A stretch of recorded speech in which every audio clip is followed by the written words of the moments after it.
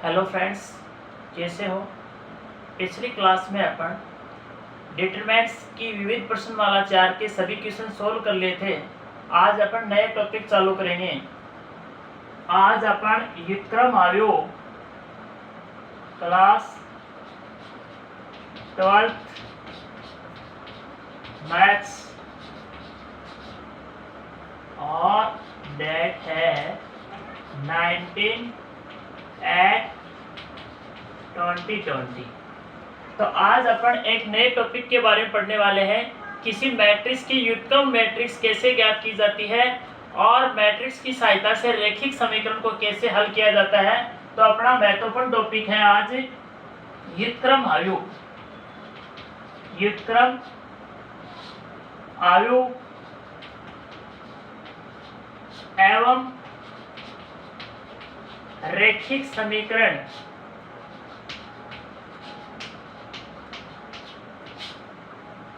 अब कौन सी मैट्रिक्स की व्युत्क्रम मैट्रिक्स ज्ञात करना संभव होता है और कौन सी मैट्रिक्स का व्युत्क्रम मैट्रिक्स ज्ञात करना संभव नहीं होता है और मैट्रिक्स की सहायता से रैखिक समीकरण का हल कैसे किया जाता है, ये सब अपन इस चैप्टर के अंदर पढ़ने वाले हैं। तो सबसे पहले अपन बात करेंगे व्युत्क्रम अवयव की या व्युत्क्रमणीय अवयव की। तो सबसे पहला पॉइंट देखेंगे कि व्युत्क्रमणीय अवयव, व्युत्क्रमणीय अवयव या मैट्रिक्स। व्युत्क्रमणीय अवयव या मैट्रिक्स की परिभाषा क्या है, ये देखो।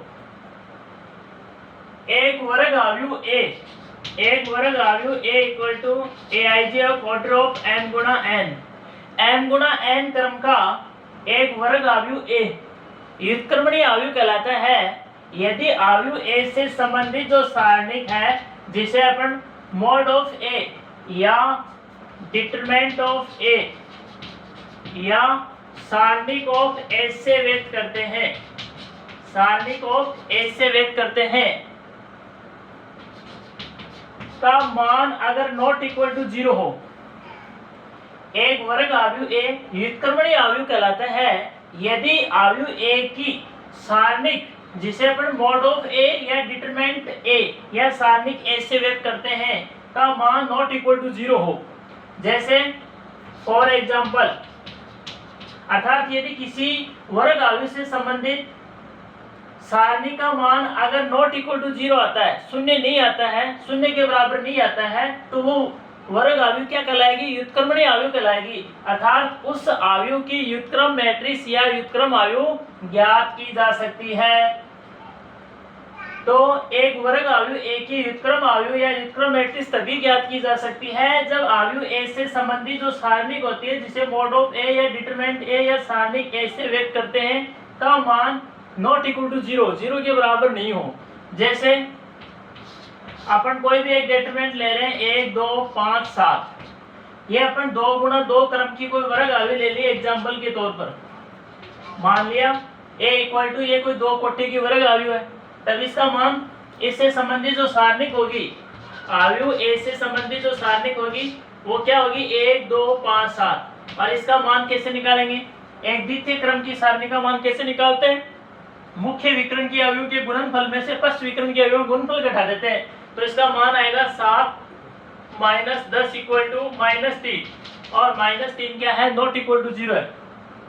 इसका मतलब अवयव ए की जो सारणिक है मॉड ऑफ ए का जो मान है वो -3 आया, अर्थात 0 के बराबर नहीं है। इसका मतलब अवयव ए की व्युत्क्रम अवयव ज्ञात की जा सकती है, अर्थात अवयव ए क्या है, व्युत्क्रम अवयव। तो ये तो हुई व्युत्क्रमणीय अवयव की परिभाषा। अब अपन बात करेंगे अव्युत्क्रमणीय अवयव की। अब अपन बात करेंगे अव्युत्क्रमणीय अवयव की। अव्युत्क्रमणीय अवयव या मैट्रिक्स किसे कहेंगे, इसकी डेफिनेशन देखो। तो इससे पीछे क्या लगा दो, ए लगा दो।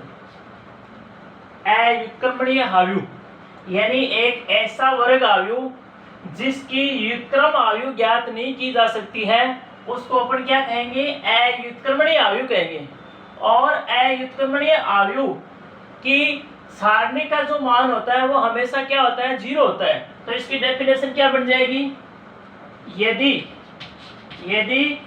किसी वर्ग अवयव यदि किसी वर्ग अवयव a इक्वल टू aij, यदि किसी वर्ग अवयव a इक्वल टू aij की सारणिक जिसे मोड ऑफ a से व्यक्त करते हैं का मान शून्य हो अर्थात mode of a equal to 0 हो तो अवयव a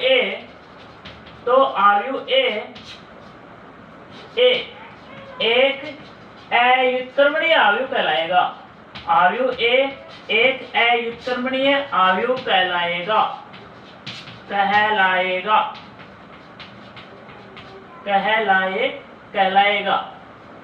तो यह हो गई अव्युत्क्रमणीय अवयव की परिभाषा कि कोई वर्ग अवयव a इक्वल टू aij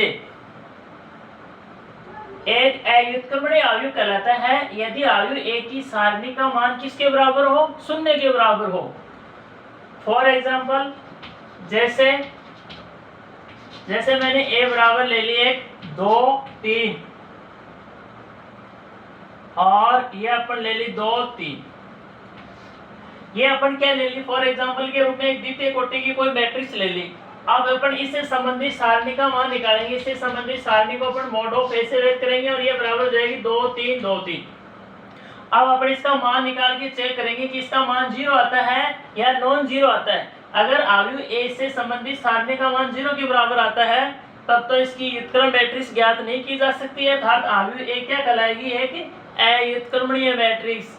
और यदि अवयव ए से संबंधित सारणी का मान 0 के बराबर नहीं आता है तो अवयव ए एक व्युत्क्रमणीय अवयव कहलाएगा। तो इसका मान निकाल के चेक कर लो, 6 - 6 = 0, अर्थात अवयव ए की सारणी का मान क्या आ रहा है, 0 के बराबर आ रहा है। इसका मतलब अतः अवयव ए एक क्या है, ए एक व्युत्क्रमणीय अवयव है। अवयव ए एक व्युत्क्रमणीय अवयव है। तो यह हो गई व्युत्क्रमणीय अवयव की डेफिनेशन। अब अगला टॉपिक चलता है अपन वर्ग अवयव का सहखंडज अवयव ज्ञात करना।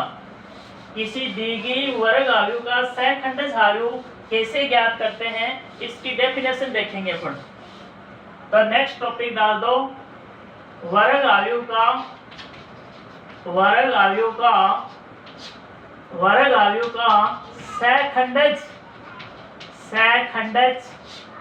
अवयव ज्ञात करना। किसी दी गई वर्ग अवयव का सहखंडज अवयव कैसे ज्ञात किया जाता है इसकी अपन डेफिनेशन देखेंगे। एक वर्ग अवयव का सहखंडज अवयव क्या होता है इसकी डेफिनेशन लिखो, पहले इसको समझ लो। अपन पिछले वाले जो चैप्टर पढ़ा था तीसरा मैट्रिक्स, उसके अंदर भी अपन किसी मैट्रिक्स की सहखंडज मैट्रिक्स ज्ञात करना थोड़ा सा चर्चा की थी अपन, और यहाँ भी अपन कर लेते हैं। इससे पहले अपन जो सारणिक वाला चौथा चैप्टर पढ़ा है उसके अंदर भी अपन देखा था कि किसी सारणी के किसी अवयव का उपसारणिक या लघु सारणिक और सहखंडज कैसे ज्ञात करते हैं। अपन जानते हैं कि किसी वर्ग अवयव a इक्वल टू aij की जो सारणिक होती है, किसी वर्ग अवयव a से संबंधित जो सारणिक होती है इसके किसी अवयव, अपन जानते हैं मैट्रिक्स को सामान्य अवयव पंक्ति जेवे स्तंभ के अवयव aij को बड़े ब्रैकेट के अंदर लिखकर व्यक्त करते हैं। तो अपन ये क्या मान ली, कोई वर्ग अवयव मान ली, ये n गुणा n क्रम की क्या ले ली, कोई वर्ग अवयव ले ली। इससे संबंधित जो सारणिक होगी उसको अपन इसे लिखेंगे। और अपन जानते हैं कि अवयव, अब सारणिक ए के अवयव aij की लघु सारणिक या उपसारणिक को तो कैपिटल ए के पैरों में aij अक्सर लिख करके व्यक्त करते हैं। कैपिटल aij किसको व्यक्त करता है, ये अवयव aij का लघु सारणिक या उपसारणिक को व्यक्त करता है, लघु सारणिक या उपसारणिक को व्यक्त करता है। और कैपिटल एफ के पैरों में आईज लिख करके किसको व्यक्त करते हैं, ये अवयव aij के सहखंड को व्यक्त करता है। और अपन पढ़ा था कि किसी दी गई सारणिक ए के किसी अवयव aij के लघु सारणिक या उप सारणिक को तो अपन कैपिटल ए के पैरों में आई जे लिख करके इसके पैरों में कैपिटल आई जे अक्षर लिख करके व्यक्त करते हैं। जहां पादांक अक्षर आई जे में प्रथम अक्षर आई पंक्ति नंबर को, दूसरा अक्षर जे स्तंभ नंबर को व्यक्त करता है। तो अपन किसी अवयव ए आई जे का लघु सारणिक या उप सारणिक कैसे ज्ञात करते थे? अपन जिस भी सारणी के जिस भी अवयव का लघु सारणिक या उप सारणिक ज्ञात करना होता था उससे गुजरने वाली पंक्ति और स्तंभ को अपन छुपा लेते थे, और जो सारणिक बचती थी वही क्या हो जाती थी, उसकी उप सारणिक या लघु सारणिक। और किसी अवयव ए आई जे का सहखंड अपन कैसे ज्ञात करते थे? अवयव ए आई जे की सहखंड का मान होता था -1 की power i plus j into capital A I j, और इसका मान अपन देखा था ये बराबर होता है ए आई जे के इसका मान ए आई जे होता है, कब होता है? जब i प्लस जे एक सम पूर्णांक संख्या हो, एक सम पूर्णांक संख्या हो, और इसका मान माइनस ए आई जे होता है। इसका मान माइनस ए आई जे कब होता है? जब i प्लस जे का मान एक विषम पूर्णांक हो, तो ये अपन सहखंडज और उपसारणी या लघु सारणी की परिभाषा अपन पिछले चैप्टर जो है डिटरमिनेंट्स उसके बारे में पढ़ लिया था। अब अपन इसकी थोड़ी सी चर्चा कर ले। अब अपन वर्ग आव्यूह की सहखंडज आव्यूह की डेफिनेशन लिखेंगे, तो ये एक बार नोट करना चाहो तो नोट कर लो।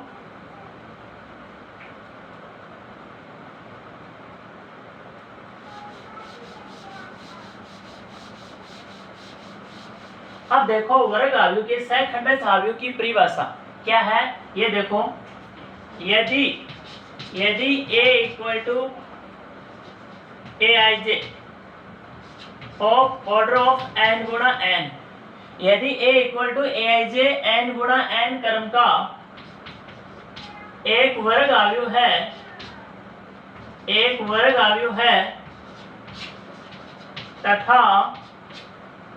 तथा एक वर्ग आव्यूह है,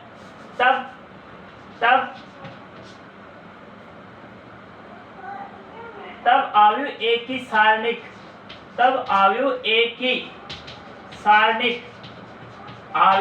की सारणिक, जिसे अपन मोड ऑफ ए से व्यक्त करते हैं या डिटरमिनेंट ए से या सारणिक ए से व्यक्त करते हैं, तब आव्यूह ए की सारणिक के अवयव ए आई जे का सहखंड, तब आव्यूह ए की सारणिक ए के अवयव ए आई जे का सहखंड, तथा ही लगा दो यार, तथा आव्यूह ए की सारणिक जिसे मोड ऑफ ए या डिटरमिनेंट ए से व्यक्त करते हैं के अवयव ए आई जे का सहखंड एफ आई जे हो तो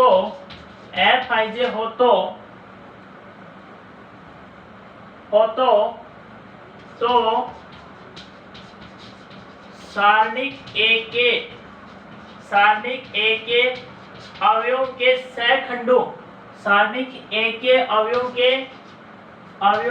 सहखंडों, सहखंडों का अवयव जिसे अपन बड़े ब्रैकेट के अंदर कैपिटल एफ आई जे लिख करके व्यक्त करते हैं, सारणिक ए के अवयव के सहखंडों का अवयव जिसे अपन बड़े ब्रैकेट के अंदर अवयव ए आई जे के सहखंड कैपिटल एफ आई जे को लिख करके व्यक्त करते हैं, का अवयव सहखंडों का अवयव एफ आई जे के परिवर्त सहखंडों का अवयव एफ आई जे का परिवर्त अवयव एफ आई जे की पावर टी अवयव ए का सहखंडज अवयव कहलाता है। सहखंडज अवयव कहलाता है। तो सहखंडज अवयव की परिभाषा क्या है? यदि A equal to Aij n गुणा n क्रम का कोई वर्ग मैट्रिक्स है तथा अवयव A की सारणिक, जिसे अपन मोड ऑफ A या डिटरमिनेंट A से व्यक्त करते हैं, के अवयव Aij का सहखंडज Fij हो, तो सारणिक A के अवयवों के सहखंडों का अवयव Fij का परिवर्त अवयव अर्थात Fij की पावर t, सहखंडों का अवयव Fij का परिवर्त अवयव Fij की पावर t अवयव A का सहखंडज अवयव कहलाता है तथा इसे एडजॉइंट ऑफ A से व्यक्त करते हैं। एडजॉइंट ऑफ A से व्यक्त करते हैं अर्थात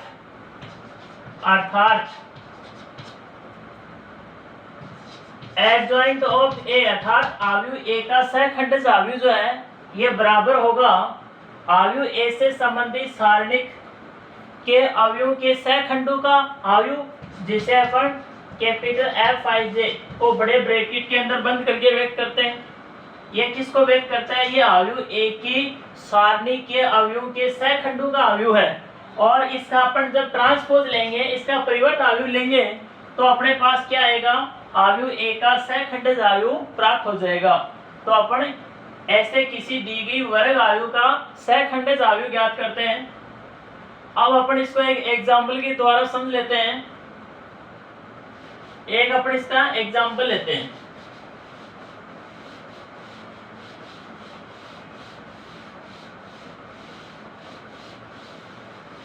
अपन इसका एक एग्जाम्पल लेते हैं, जैसे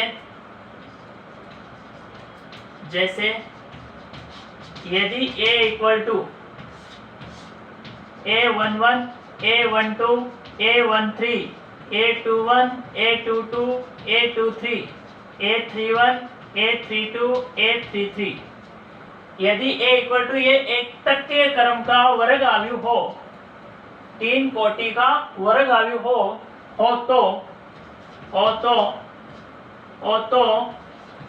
तो अवयव A की सारणिक, तो अवयव A की सारणी जिसे मोड ऑफ A या डिटरमिनेंट ऑफ A या सारणिक A से व्यक्त करते हैं, ये बराबर होगी, का मान क्या होगा? अवयव A की सारणी का अवयव A की सारणिक होगी A11, A12, A13, A21, A22, A23, A31, A32, A33, यह हो जाएगी अवयव A की सारणिक। अब अपन जानते हैं कि सारणिक A के आयव्य पंक्ति और जेवे स्तंभ के अवयव Aij के सहखंडज को अपन कैपिटल Fij से व्यक्त करते हैं, अर्थात Fij जो होता है वो अवयव Aij का सहखंडज को व्यक्त करता है, सहखंडज को व्यक्त करता है। तो अपन क्या करेंगे? इस सारणिक A के सभी अवयवों के सहखंडों से प्राप्त अवयव ज्ञात करेंगे। तो यदि सारणिक A के अवयव Aij के सहखंडों को Fij से व्यक्त करें, तो सारणिक A के समस्त अवयवों के सहखंडों से प्राप्त अवयव Fij के अवयव क्या होंगे? F11, F12, F13। ऐसे दूसरी पंक्ति के अवयवों के सहखंडों को किससे व्यक्त करेंगे? F21, F22, F23। ऐसे इसकी तीसरी पंक्ति के अवयवों के सहखंड क्या होंगे? F31, F32, F33। अब अपन क्या कर लेंगे? इसके परिवर्त अवयव ले लेंगे। दिस इम्प्लाइज अवयव Fij की परिवर्त अवयव या ट्रांसपोज अवयव क्या होगी? अपन जानते हैं, पिछले चैप्टर में पढ़ा है कि किसी अवयव का परिवर्त अवयव या ट्रांसपोज अवयव क्या होता है? उसकी समस्त पंक्तियों को स्तंभों में और समस्त स्तंभों को पंक्तियों में बदलने पर प्राप्त होती है। तो यहाँ अवयव Fij की परिवर्त अवयव जिसे Fij की पावर t से व्यक्त करेंगे, ये बराबर होगी किसके? इसकी समस्त पंक्तियों को स्तंभों में बदल देंगे और स्तंभों को पंक्तियों में। तो अपने पास क्या अवयव प्राप्त होती है? F11, F21, F31। इसकी जो पहला स्तंभ है ये पहली पंक्ति में बदल जाएगा, और इसका जो दूसरा स्तंभ है ये दूसरी पंक्ति में बदल जाएगा। F12, F22, F32। ऐसे ये तीसरा स्तंभ तीसरी पंक्ति में बदल जाएगा, तो यह हो जाएगा F13 F23 F33। यानी अवयव ए की सारणी के अवयव के सहखंडों से प्राप्त अवयव ज्ञात कर ली, फिर इसका अपन क्या कर लिया, ट्रांसपोज ले लिया, इसका परिवर्त अवयव ज्ञात कर लिया, और अवयव सारणी ए के अवयव के सहखंडों से प्राप्त अवयव की परिवर्त अवयव क्या कहलाती है, अवयव ए की सहखंडज अवयव कहलाती है। और इसको अपन किससे व्यक्त करते हैं, इसको एडजॉइंट ऑफ ए से लिखते हैं। तो ऐसे अपन किसी दी गई अवयव से संबंधित सारणी ज्ञात करके उसके अवयवों के सहखंडों से प्राप्त अवयव ज्ञात करके और उसका परिवर्त अवयव लेने पर उसका एडजॉइंट या सहखंडज अवयव प्राप्त हो जाता है, जिसे एडजॉइंट ऑफ ए से व्यक्त करते हैं। तो यह तो बात हुई किसी दी गई वर्ग अवयव की सहखंडज अवयव की परिभाषा और उसकी सहखंडज अवयव कैसे ज्ञात की जाती है, ये अपन पढ़ लिया। अब अपन देखो एग्जाम में अगर अपने पास कई क्वेश्चन में आपको ये सहखंडज अवयव व्युत्क्रम अवयव ज्ञात करने में काम में आएगी, तो एग्जाम में कई क्वेश्चन लंबा हो जाता है, तो वहां पर ऐसे उसके दी गई वर्ग अवयव से संबंधित सारणी के समस्त अवयवों के सहखंड ज्ञात करके और फिर उनसे प्राप्त अवयव ज्ञात करके उसका परिवर्त अवयव लेंगे, तो इसमें काफी लंबा टाइम लग जाता है। तो अपन क्या करते हैं, उस स्थिति में शॉर्ट मेथड काम में लेते हैं। तो वो शॉर्ट मेथड से किसी दी गई अवयव की सहखंडज अवयव कैसे ज्ञात की जाती है, वो अपन अब इस टॉपिक के अंदर पढ़ेंगे। तो अगला टॉपिक है सहखंडज अवयव ज्ञात करने की लघु विधि क्या है। अब अपन पढ़ेंगे सहखंडज अवयव ज्ञात करने की लघु विधि। सहखंडज अवयव ज्ञात करने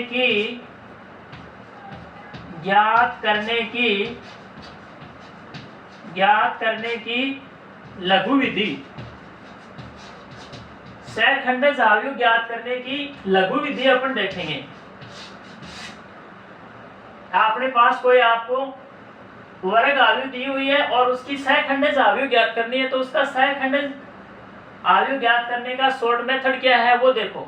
सबसे पहले अपन लिखेंगे द्वितीय क्रम के अवयव का, द्वितीय क्रम के वर्ग अवयव का सहखंडज ज्ञात करने का लघु मेथड देखेंगे अपन, शॉर्ट विधि देखेंगे। एक द्वितीय क्रम के वर्ग अवयव का सहखंडज अवयव ज्ञात करने की जो शॉर्ट मेथड है वो क्या है, देखो इसकी डेफिनेशन लिखो। किसी द्वितीय क्रम के वर्ग अवयव का सहखंडज अवयव उसके मुख्य विकर्ण के अवयवों का परस्पर स्थान परिवर्तित करने पर तथा पश्च विकरणों का चिन्ह परिवर्तित करने पर प्राप्त होता है। अर्थात अपन कह सकते हैं कि किसी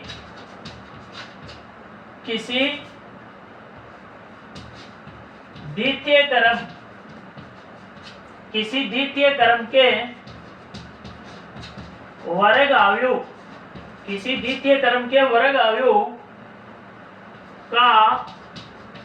का सहखंडज अवयव उसके मुख्य विकर्ण के अवयवों का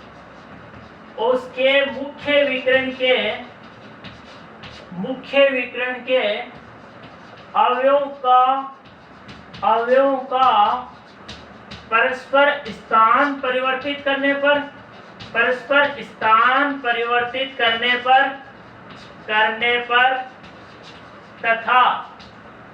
तथा पश्च विकर्ण के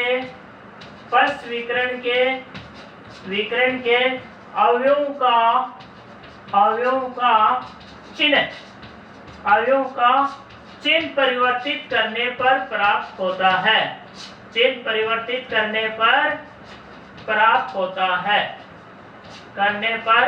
प्राप्त होता है। किसी द्वितीय क्रम की वर्ग अवयव का सहखंडज अवयव ज्ञात करने की शॉर्ट मेथड क्या है, उसके मुख्य विकर्ण के अवयवों का परस्पर स्थान परिवर्तित कर देंगे, अदला बदली कर देंगे, और उसके पश्च विकर्ण के अवयवों का चिन्ह बदल देंगे। यानी जो अवयव प्लस का है वो माइनस का बना देंगे और जो माइनस का है वो प्लस का बना देंगे। जैसे फॉर एग्जाम्पल, जैसे मान लो a = 2 5 - 1 7, ये मान लो अपने को कोई द्वितीय क्रम की वर्ग अवयव दे रखी है और इसकी सहखंडज अवयव ज्ञात करनी है। तो अपने इसके प्रत्येक अवयव का सबसे पहले अवयव ए की सारणी ज्ञात करके, फिर प्रत्येक अवयव का सहखंड ज्ञात करके, सहखंडों से प्राप्त मैट्रिक्स ज्ञात करके, फिर उसका परिवर्त मैट्रिक्स ज्ञात करके सहखंडज ज्ञात करेंगे तो काफी लंबा टाइम लग जाता है। तो उस स्थिति में अपन इसका शॉर्ट मेथड क्या है, सीधी इसकी सहखंडज मैट्रिक्स कैसे ज्ञात कर सकते हैं। इसके मुख्य विकर्ण जो है, ये मुख्य विकर्ण के अवयव कौन सा है, एक तो 2 है, एक 7 है, और पश्च विकर्ण के अवयव कौन से हैं, -1 और 5। तो अपन क्या करते हैं, अवयव ए की सहखंडज अवयव को किससे व्यक्त करेंगे, एडजॉइंट ऑफ ए। ये कैसे ज्ञात करेंगे, मुख्य विकरणों को परस्पर अदला बदली कर देंगे, यानी 2 की जगह 7 आ जाएगा और 7 की जगह 2। और ये जो पश्च विकर्ण के अवयव है इनका चिन्ह परिवर्तित कर दो, यानी जो माइनस का उसको प्लस का बना दो और प्लस का है वो माइनस का। तो ये -1 है तो इसका चिन्ह परिवर्तित करेंगे तो ये प्लस का 1, और ये प्लस का 5 है तो ये हो जाएगा -5। तो ऐसे अपन द्वितीय क्रम की वर्ग अवयव की सहखंडज अवयव सिद्धि ज्ञात कर सकते हैं अपन। अब आता है तृतीय क्रम के वर्ग अवयव का सहखंडज अवयव ज्ञात करना। तो इसको अपन नोट करना चाहो तो नोट कर लो, स्क्रीनशॉट लेना चाहो तो स्क्रीनशॉट ले लो इसका। चलो अपन आगे देखते हैं तृतीय क्रम के वर्ग अवयव का सहखंडज अवयव ज्ञात करने की लघु विधि क्या है, ये अपन देखेंगे।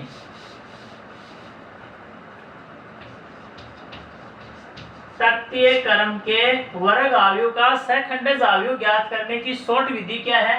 तो अपन जानते हैं कि एक दी गई तृतीय क्रम की वर्ग अवयव का सहखंडज अवयव ज्ञात करने के लिए अपन क्या करेंगे, सबसे पहले तो दी गई वर्ग अवयव की सारणिक के अवयव के सहखंड ज्ञात करके, दी गई वर्ग अवयव से संबंधित सारणिक के अवयवों की उपसारणिक से बनी सारणी ज्ञात कर लेंगे। उसके बाद में उनका एकांतर क्रम में चिन्ह बदल देंगे, plus minus plus minus plus minus और प्लस माइनस प्लस।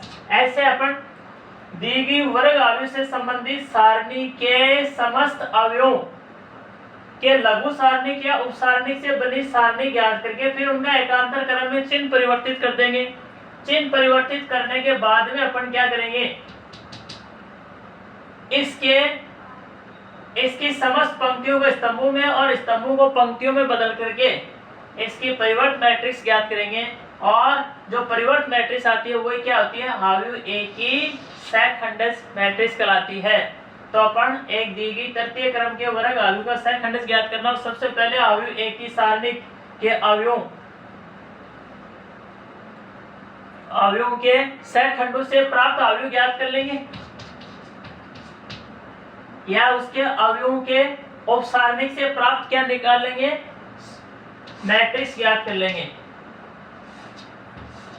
और उसके बाद में उनका एकांतर क्रम में चिन्ह परिवर्तित करके फिर क्या ले लेंगे, उसका ट्रांसपोज ले लेंगे। तो अपने को दी गई वर्ग अवयव की सहखंडज अवयव प्राप्त हो जाएगी।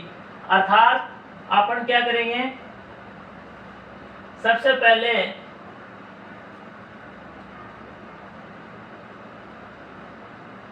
ये आ जाएगी F11, F12 और F13 और F21, F22, F23 और ये हो जाएगा F31, F32 और F33। तो ये हो गई अवयव ए की सारणिक के अवयव के सहखंड से प्राप्त अवयव, और उसके बाद में क्या ले लेंगे, इसका ट्रांसपोज ले लेंगे।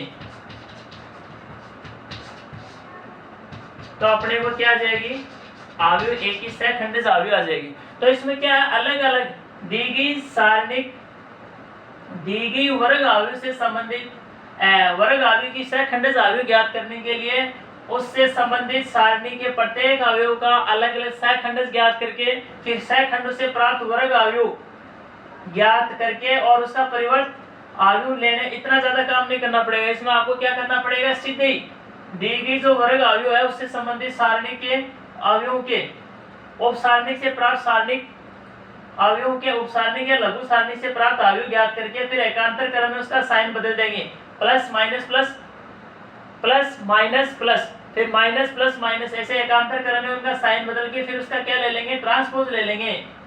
तो अपने को क्या आ जाएगा, अवयव एक ही परिवर्त अवयव आ जाएगी, इसका ट्रांसपोज ले लेंगे अपन, एडजॉइंट ऑफ, ये क्या हो जाएगी, ये अवयव ए के सह खंडों से प्राप्त अवयव आ जाएगी। और फिर अपन क्या कर लेंगे, इसका ट्रांसपोज ले लेंगे, अवयव ए की सारणी के अवयव के सह खंडों से प्राप्त जो अवयव है उसका अपन डायरेक्ट क्या ले लेंगे, ट्रांसपोज ले लेंगे, तो अवयव ए की सह खंड से अवयव प्राप्त हो जाएगी।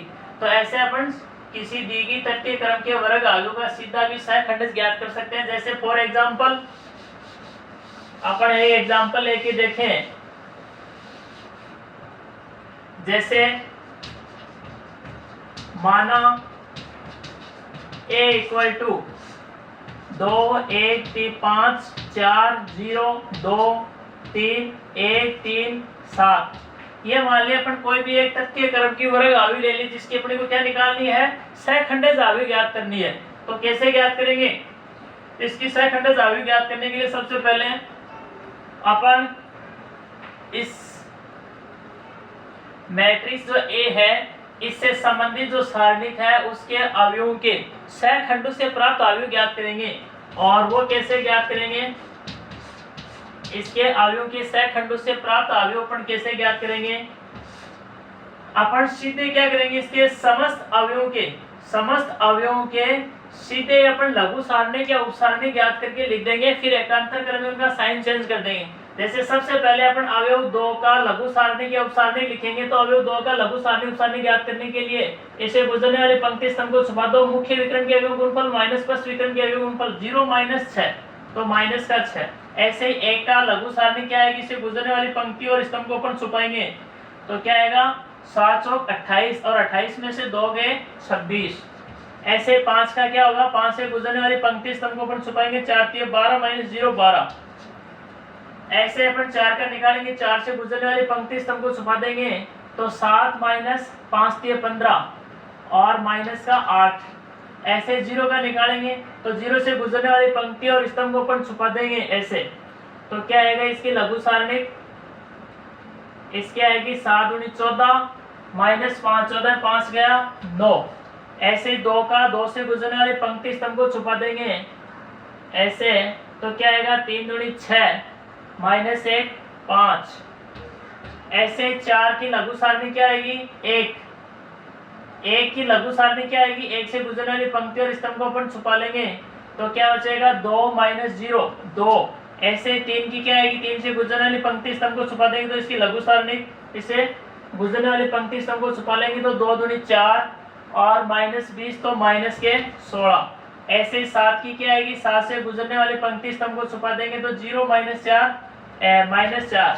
फिर अपन क्या कर देंगे, एकांतर क्रम में इनका साइन चेंज कर देंगे, एकांतर क्रम में क्या कर देंगे, इनका साइन चेंज कर देंगे।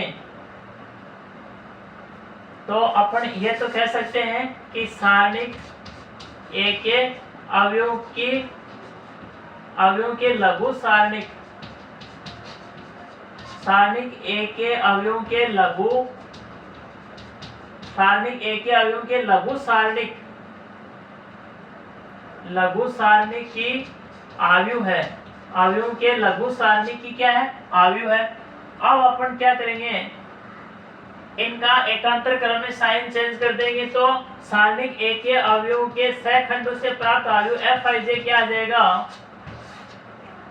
इनका साइन चेंज करेंगे तो यह माइनस का 6 है, तो प्लस का 6 माइनस 26 माइनस 12 8 माइनस 9 और माइनस 5 माइनस 2 और यह हो जाएगा प्लस के 16 और यह हो जाएगा प्लस के 4। अब अपन क्या कर लेंगे, इसका ट्रांसपोज ले लेंगे, इसका परिवर्त ले लेंगे, पंक्तियों को स्तंभों में और स्तंभों को पंक्तियों बदल देंगे, तो अपने पास क्या अवयव प्राप्त होगी, 6 8 माइनस 2 माइनस 26 माइनस 9 16 और माइनस 12 माइनस 5 और 4। और ये क्या हो जाएगी, अवयव ए की सहखंडज अवयव हो जाएगी, जिसको अपन एडजॉइंट ऑफ ए से व्यक्त करेंगे। तो इस प्रकार से एक दी गई तत्तीय क्रम की अवयव का अपन सीधे सहखंडज अवयव प्राप्त कर सकते हैं। अब अपन आगे चलते हैं व्युत्क्रम आयु पर। व्युत्क्रम आयु पर अपन चलेंगे। अपन पहले पढ़ चुके हैं कि किसी आयु ए के व्युत्क्रमणीय आयु होने के लिए आवश्यक एवं पर्याप्त शर्त होती है कि उस आयु से संबंधित सारणी का मान क्या नहीं होना चाहिए, शून्य नहीं होना चाहिए। अर्थात किसी दी गई वर्ग आयु ए की व्युत्क्रम आयु तभी ज्ञात की जा सकती है जब उसके सारणी का मान किसके बराबर नहीं हो, 0 के बराबर नहीं हो। तो ये एक वर्ग आयु ए को व्युत्क्रमणीय आयु होने के लिए आवश्यक और पर्याप्त शर्त होती है कि उसकी सारणी का मान क्या नहीं होना चाहिए, 0 नहीं होना चाहिए। तो अपना टॉपिक है व्युत्क्रम आयु। व्युत्क्रम आयु, देखो व्युत्क्रम आयु की परिभाषा क्या है। यदि ए और बी दो समान क्रम या कोटि के आयु इस प्रकार से हो, यदि ए और बी दो समान क्रम या कोटि, दो समान क्रम या कोटि के वर्ग आयु इस प्रकार हो कि किस प्रकार से कि A B equal to B A equal to क्या हो, आई। यदि ए और बी दो समान कोटि के वर्ग आयु या वर्ग मैट्रिक्स इस प्रकार से हो कि ए और बी का गुणन और बी और ए का गुणन क्या हो, इसी क्रम की एक इकाई मैट्रिक्स के बराबर हो, जहां आई क्या है, आई बी ए और बी के समान क्रम की, इसी क्रम की एक क्या है, इकाई आयु है। इसी क्रम की क्या है, इकाई आयु है। तो यदि ए और बी दो समान कोटि या क्रम के वर्ग आयु इस प्रकार से हो कि ए और बी का गुणन और बी और ए का गुणन भी इसी क्रम की एक इकाई मैट्रिक्स आई के बराबर हो, तब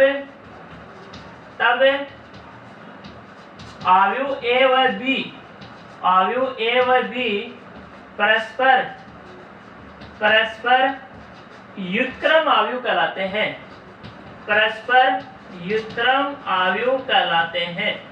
तो यह हो गई व्युत्क्रम आयु की परिभाषा। परस्पर क्या कहलाते हैं, व्युत्क्रम आयु कहलाते हैं। यदि बी आयु ए का व्युत्क्रम आयु हो, यदि बी आयु ए का व्युत्क्रम आयु हो तो, यदि बी आयु ए का व्युत्क्रम आयु हो तो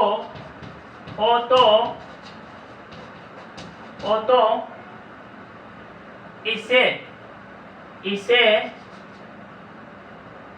ए इनवर्स से व्यक्त करते हैं। तो इसे ए इनवर्स से व्यक्त करते हैं। यदि बी आयु ए का व्युत्क्रम आयु है तो इसे ए इनवर्स से व्यक्त करते हैं। ए और बी, ए बी का व्युत्क्रम आयु कहलाएगा और बी ए का व्युत्क्रम आयु कहलाएगा। अर्थात ए और बी परस्पर क्या कहलाएंगे, व्युत्क्रम आयु कहलाएंगे। और बी आयु ए का व्युत्क्रम आयु, तो इसको किससे व्यक्त करेंगे, ए इनवर्स से व्यक्त करेंगे। अर्थात inverse of A equal to हो जाएगा बी। दिस इंप्लाइज, ये बी की जगह अपन ए इनवर्स लिखेंगे। यहाँ बी की जगह ए इनवर्स लिखेंगे तो अपने पास क्या रिजल्ट आएगा, ए इनवर्स इक्वल टू आई। तो ए एक व्युत्क्रम आयु कहलाता है यदि आयु ए तथा इसकी जो व्युत्क्रम आयु होती है जिसे ए इनवर्स से व्यक्त करते हैं, इनका गुणनफल अगर एक इकाई मैट्रिक्स के बराबर आता है। किसी वर्ग आयु ए और उसकी व्युत्क्रम आयु जिसको ए इनवर्स से व्यक्त करते हैं का गुणनफल एक इकाई मैट्रिक्स के प्राप्त होता है, इकाई मैट्रिक्स के बराबर प्राप्त होता है, तब अपन कहेंगे कि आयु ए क्या है, एक व्युत्क्रम आयु है। तो ऐसे अपन किसी दी गई आयु की व्युत्क्रम आयु ज्ञात कर लेंगे। अब अपन ए इनवर्स का मान कैसे निकालेंगे, इसका सूत्र होगा ए इनवर्स बराबर होता है इनवर्स ऑफ ए।